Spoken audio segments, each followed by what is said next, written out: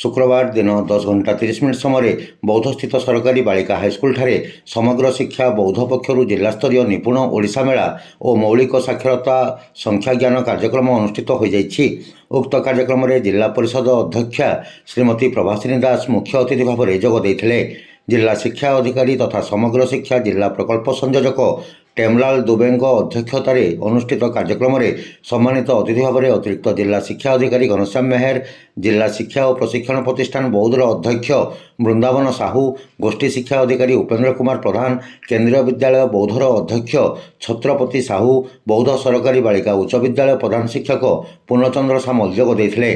शिक्षक संतोष कर्ण कार्यक्रम संयोजना करथिले। उक्त कार्यक्रम में जिलार विभिन्न विद्यालय छात्र छात्री द्वारा प्रस्तुत प्रकल्प गुड़िक प्रदर्शन करा जाइथिला। शेष में कृति प्रतियोगी मानकु अतिथि मान द्वारा पुरस्कृत करा जाइथिला।